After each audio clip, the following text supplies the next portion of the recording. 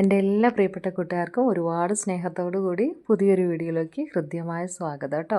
ഇന്ന് നമുക്കൊരു കടല വരട്ടിയതാണ് കേട്ടോ. എല്ലാവർക്കും ഒത്തിരി ഇഷ്ടമാണ് കടല. എന്നാൽ നമ്മളതിൽ കുറച്ച് വെറൈറ്റി ആയിട്ട് അന്ന് വരട്ടിയെടുത്തിട്ടുണ്ടെങ്കിൽ അടിപൊളിയായിട്ടുള്ള ടേസ്റ്റാണ്. ചപ്പാത്തീൻ്റെ കൂടെ, അപ്പത്തിൻ്റെ കൂടെയും ചോറിൻ്റെ കൂടെയും ഒക്കെ സൈഡായിട്ട് നമുക്ക് കഴിക്കാനായിട്ട് പറ്റും. ഭയങ്കര രുചിയാണ്. അപ്പോൾ അതിന് വേണ്ടിയിട്ട് തലേദിവസം തന്നെ വെള്ളത്തിലിട്ട് നന്നായിട്ട് കുതിർത്ത് ഞാൻ കടല എടുത്തിട്ടുണ്ട് കേട്ടോ. 1 കപ്പ് അളവിലാണ് ഞാൻ കടല എടുത്തിട്ടുള്ളത്. അത് നമുക്ക് നന്നായിട്ട് വാഷ് ചെയ്തിട്ട് നമ്മൾ കുക്കറിലിട്ടിട്ട് ഒരു 5-6 വിസിലൊന്ന് അടുപ്പിക്കട്ടെ കേട്ടോ.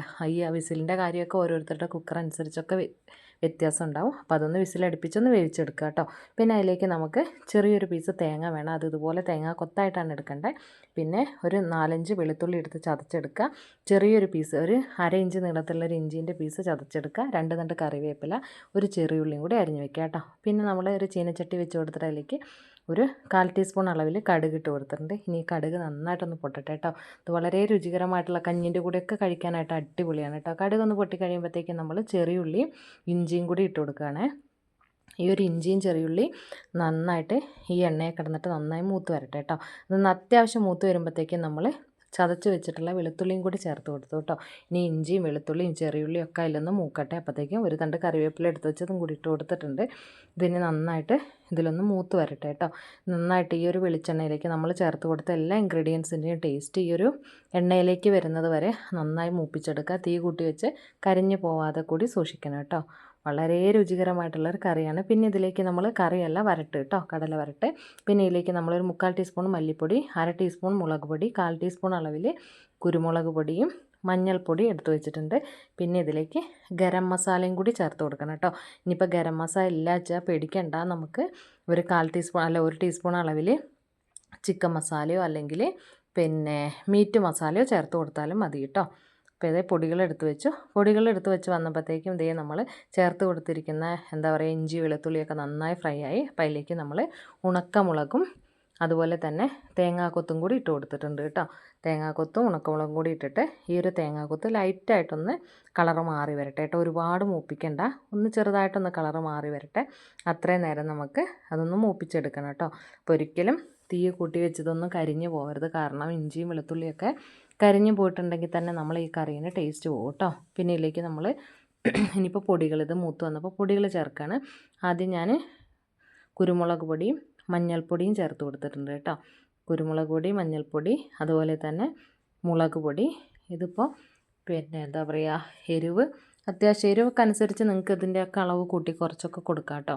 പിന്നെ ഞാനിത് മല്ലിപ്പൊടി, കുരുമുളക് പൊടി, മഞ്ഞൾപ്പൊടി, മല്ലിപ്പൊടി, മുളക് പൊടി, ഇത്രയും ഐറ്റങ്ങളാണ് ചേർത്ത് കൊടുത്തിട്ടുള്ളത് കേട്ടോ. ഇനി ഇത് ഈ ഒരു പൊടിൻ്റെയും കൂടി ഒന്ന് പച്ചമണമൊക്കെ മാറി ആ പൊടി ഒന്ന് മുരിഞ്ഞ് വരട്ടെ കേട്ടോ. പിന്നെ ഈ ഒരു ടൈമിൽ നമുക്ക് ഞാൻ പറഞ്ഞല്ലോ, ഇതിലേക്ക് ഗരം മസാല അല്ലെങ്കിൽ ചിക്കൻ മസാലയോ, ഗരം മസാലയാണെങ്കിൽ 1/4 ടീസ്പൂണേ ചേർക്കാവുള്ളൂ. പിന്നെ ചിക്കൻ മസാല അല്ലെങ്കിൽ മീറ്റ് മസാല അത് ഏതെങ്കിലും ഒന്ന് ചേർത്ത് കൊടുക്കുക കേട്ടോ. ഞാനിവിടെ മീറ്റ് മസാലയാണ് ചേർത്തത്. ഒരു 3/4 ടീസ്പൂണിൽ കുറച്ചും കൂടി ചേർത്തിട്ടുണ്ട്. അതും കൂടി ഒന്ന് മൂത്ത് വരുമ്പോൾ നമ്മൾ വേവിച്ച് മാറ്റി വെച്ചിരിക്കുന്ന കടല ചേർത്ത് കൊടുക്കുക കേട്ടോ. കടല ചേർത്തിട്ട് നമ്മൾ ഈ ഒരു കൂട്ടിൽ നന്നായിട്ട് ഇതൊന്ന് ഇളക്കി ചേർത്തെടുക്കണം കേട്ടോ. ഇത് കണ്ടോ, ഇതുപോലെ ഒന്ന് ഇളക്കി ചേർത്തെടുക്കുക. ഈ ഒരു തേങ്ങാക്കൊത്തും അതുപോലെ നമ്മൾ ചേർത്തിട്ടുള്ള വെളുത്തുള്ളിയും ചുവന്നുള്ളിയൊക്കെ എല്ലായിടത്തും ഈ ഒരു മസാലകളൊക്കെ കടലേൻ്റെ എല്ലാ ഭാഗത്തും ആവുന്ന വിധത്തിൽ നന്നായിട്ടൊന്ന് മിക്സ് ചെയ്ത് കൊടുക്കുക കേട്ടോ. അത് കണ്ടോ, ഇതുപോലെ ഒന്ന് മിക്സ് ചെയ്തതിന് ശേഷം ഇതിലേക്ക് നമുക്ക് ഒരല്പം ചൂടുവെള്ളം, ഒരു 1/4 ഗ്ലാസ് നല്ല തിളച്ച വെള്ളം അങ്ങ് ഒഴിച്ചു കൊടുക്കുക കേട്ടോ. ഒരു 1/4 ഗ്ലാസ് മതി. നല്ല തിളച്ച വെള്ളം അങ്ങ് ഒഴിച്ചു കൊടുക്കുക. എന്തിനാണെന്ന് വെച്ചാൽ ഈ ഒരു മസാലകളും ഇതിൻ്റെ ഈ ഒരു ഫ്ലേവറെല്ലാം നമ്മളെ കടലയുടെ എല്ലാ ഭാഗത്തേക്കും ഒന്ന് പിടിച്ച് വരാൻ വേണ്ടിയിട്ടാണ് കേട്ടോ. കുറച്ച് വെള്ളം ഒഴിച്ചു കൊടുക്കുമ്പോഴത്തേക്കും ആ ഒരു വെള്ളം വറ്റിച്ച് വരട്ടിയെടുക്കുമ്പോഴേക്കും ഈ ഒരു തേങ്ങാക്കൊത്തും കടലയും എല്ലാം കൂടി ആ ഒരു എല്ലാ ടേസ്റ്റും എല്ലാ ഭാഗത്തേക്കും ഒന്ന് എത്താൻ വേണ്ടിയിട്ടാണ്. ഇത് നിർബന്ധമാണ് കേട്ടോ ഈ ഒരു സ്റ്റെപ്പ്. ഇത് കണ്ടില്ലേ. ഇനിയിപ്പോൾ ഹൈ ഫ്ലെയിമിൽ തന്നെ ഇട്ടിട്ട് നമ്മൾ അവിടെ തന്നെ നിന്നിട്ട് ഇതൊന്ന് ഇളക്കി കൊടുത്താൽ മതി. പെട്ടെന്നാവും കേട്ടോ, അധികം സമയമൊന്നും വേണ്ട. ഇത് കണ്ടോ. പിന്നെ ഈ നമ്മൾ ചേർക്കുന്ന പൊടികളുടെ അളവ് കൂടി പോകാതെ എപ്പോഴും മിതമായ രീതിയിൽ മാത്രം. കാരണം നമ്മൾ കഴിക്കുന്ന ആ ഒരു കടലേൻ്റെ ടേസ്റ്റാണ് നമുക്ക് കൂടുതലായിട്ടും കിട്ടേണ്ടത്. നമ്മൾ പൊടി വളരെ കുറച്ചേ ചേർക്കാൻ പാടുള്ളൂ കേട്ടോ. കാരണം അല്ലെങ്കിൽ ഈ കടലയുടെ ടേസ്റ്റ് തന്നെ പോകും കേട്ടോ. ഇത് കണ്ടില്ലേ. ഇപ്പോൾ ഇത് അത്യാവശ്യം വെള്ളമൊക്കെ വറ്റി നല്ല ഫ്രൈ ആയിട്ട് ഇത് വരണ്ട് വരുന്നുണ്ട് കേട്ടോ. അപ്പോൾ ഈ ഒരു ടൈമിൽ നമുക്കിത് എടുക്കാം, മാറ്റി വെക്കാം. ഇനി അതാ ഒന്നും കൂടി ഇത് വരട്ടി എടുക്കണമെങ്കിൽ അങ്ങനെയും ചെയ്യാം കേട്ടോ. നല്ല രുചിയാണ് കഴിക്കാൻ. നമ്മൾ അപ്പത്തിൻ്റെ കൂടെ ചാറില്ലാതെ അപ്പമൊക്കെ കഴിക്കാനായിട്ട് എനിക്കൊക്കെ ഇഷ്ടമാണ് കേട്ടോ. അപ്പോൾ അങ്ങനെയൊക്കെ ഇഷ്ടപ്പെടുന്നവർക്ക് അപ്പത്തിൻ്റെ കൂടെയും അതുപോലെ തന്നെ ചപ്പാത്തിൻ്റെ കൂടെയും ഒക്കെ കഴിക്കാം, പുട്ടിൻ്റെ കൂടെയൊക്കെ കഴിക്കാൻ പറ്റുന്ന ഒരു അടിപൊളി റെസിപ്പിയാണ് കേട്ടോ. അപ്പോൾ അത് എല്ലാവരും ട്രൈ ചെയ്ത് നോക്കണം. കടല നമുക്ക് എന്താ പറയുക, പുട്ടിൻ്റെ കൂടെയൊക്കെ ആണെങ്കിലും അതെ, പുട്ട് എന്താ പറയുക, ചിലർക്കൊക്കെ ചാറോട് കൂടി കഴിക്കാനാണ് ഇഷ്ടം. അപ്പോൾ അങ്ങനെയല്ല, ഇങ്ങനെ ഇഷ്ടമുള്ളവർക്ക് ഇതൊക്കെ തയ്യാറാക്കാൻ പറ്റുന്ന അടിപൊളി റെസിപ്പിയാണ്. ഇനി അല്ലെങ്കിലും ചോറിൻ്റെ കൂടെ കഞ്ഞിൻ്റെ കൂടെയൊക്കെ തയ്യാറാക്കാം കേട്ടോ. അപ്പോൾ എല്ലാവരും തയ്യാറാക്കി നോക്കിയിട്ട് നമ്മളെ ഫീഡ്ബാക്ക് അറിയിക്കാൻ മറന്നു പോകരുത്. നിങ്ങളുടെ എന്താ പറയുക, ഞങ്ങളുടെ മുന്നോട്ടുള്ള യാത്രയിൽ നിങ്ങളെല്ലാവരും കൂടെ വേണം. നിങ്ങളെ കമൻറ്റ് എന്തായാലും ഇഷ്ടപ്പെട്ടെങ്കിൽ അത് രേഖപ്പെടുത്തണം എന്തായാലും കേട്ടോ.